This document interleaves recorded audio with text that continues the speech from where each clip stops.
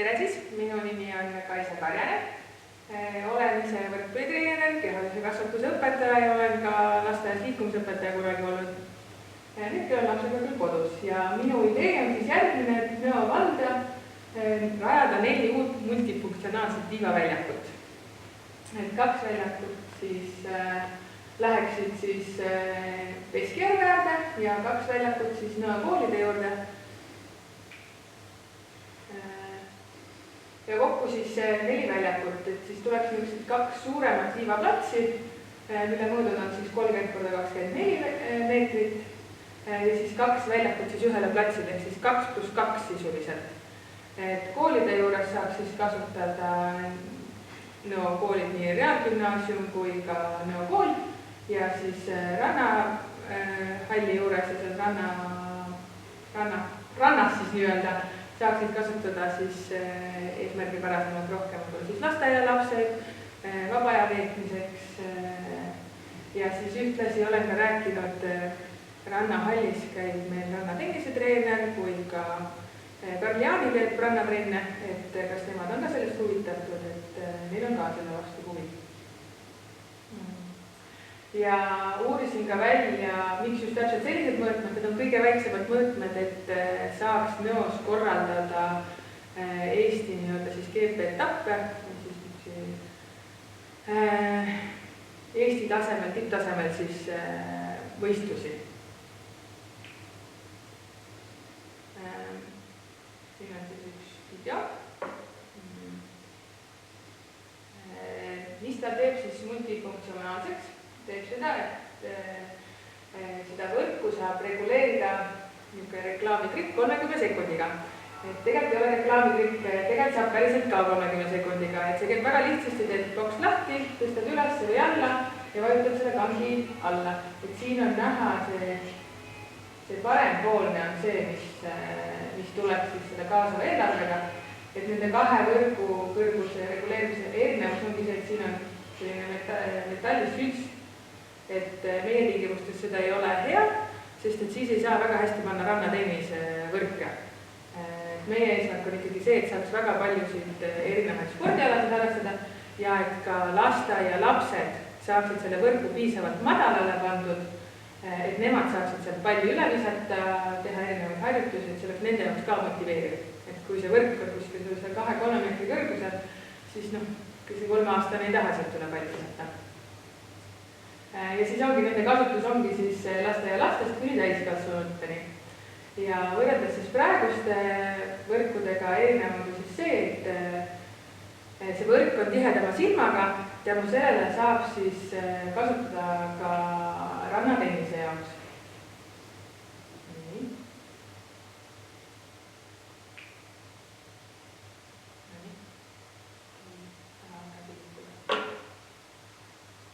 Nii, ja siin ongi siis need 3 põhilist harrastatavat ala, mis selle väljakuga saab kasutada, on rannatennis, rannavõrkpalli saab mängida ja footballid, ehk siis see on nagu põhimõtteliselt nagu võrkpall jalgadega. Et see on Brasiilias näiteks hästi levinud, kuigi olen ise ka aastaid tagasi näinud Pärnu rannas seda, et mängitakse täiesti. Ja rannatennis ja rannavõrkpalli ilmselt nii palju tutvustust ei vaja. Siis koolide juures asuvate väljakute kasutegurid, kehalise kasvatuse tundide läbiviimiseks, rohkem võimalusi, rohkem rajatisi, saad lapsi rohkem hajutada, treeningute variatiivsust saab suurendada, et liival on ju hästi hea, on hüppeliigestel erinevad harjutused. Me ei räägi siin ainult võrkpall, rannatennis või footballi, et räägime ka just näiteks korvpall on Nõos hästi populaarne, et ka nemad saavad seda väljakut ära kasutada. Rääkimata siis koolis siis erinevate võimaluste loomisest.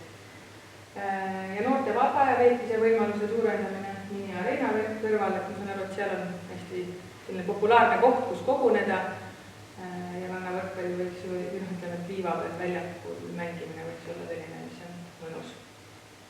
Ja talviseks perioodiks on siis, kuna ruumiga on alati kitsas, siis talviseks perioodiks saab need postid seal eemaldada, et seal lähedal on siis kool kasutab neid suusaradasid ja kasutab ka liumäe, mida piirkonda, et siis talveks saab need postid eemaldada.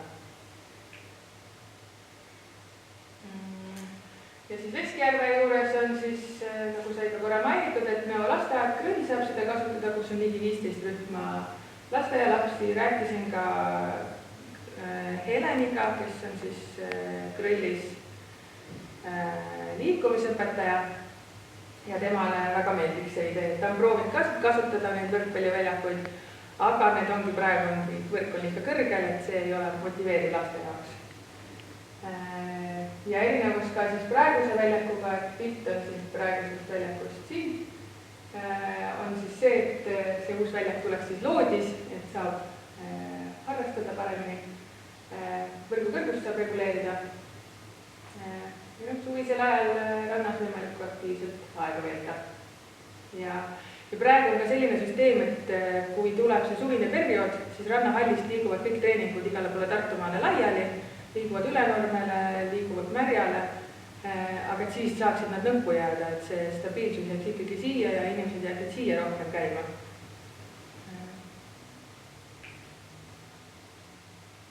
Ja sellised üleüldised mitme väljaku ülesed kasutegurid.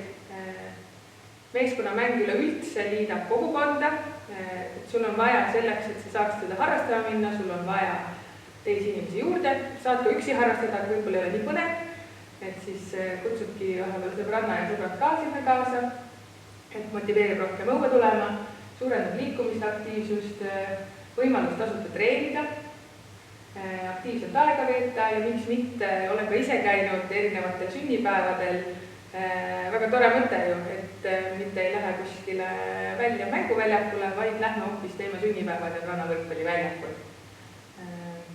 Ja saab siis korraldada erinevad tasemed võistlusi. Ja siin on viimaseks lisatud, et pehme liiva sees saab palli järgi hüpata kartmata valu.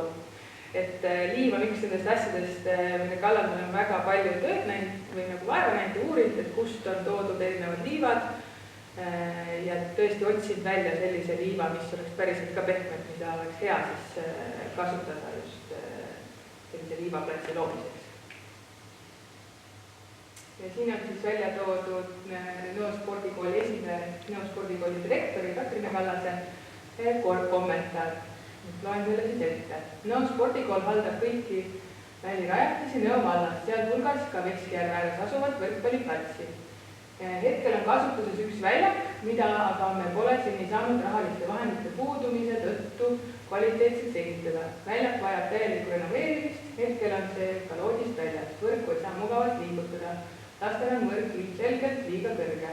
Kaasav eelarve kaudu väljakute renoveerimine ja rajamine oleks suur samm edasi korraliku rannavõrkpalli ja rannatennise alade harrastamise ning võistluste korraldamise suunas. Üheskoos suudaksime Nõo valla sportimise võimalusi parandada ja arendada.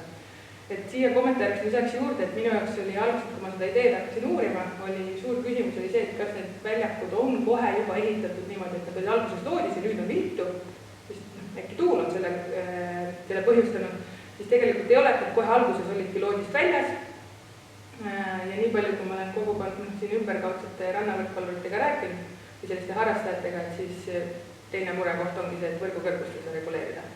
Et need on nagu kaks pealist põhjust, miks ei taheta tulla nõkku mängima. Ja siis võib-olla kolmas kommentaar veel siia veel juurde on see, et praegu on sinna muru sisse kasvanud. Et seda ma olen ka nüüd katsetanud siin suvel, et kuidas on seda rohida.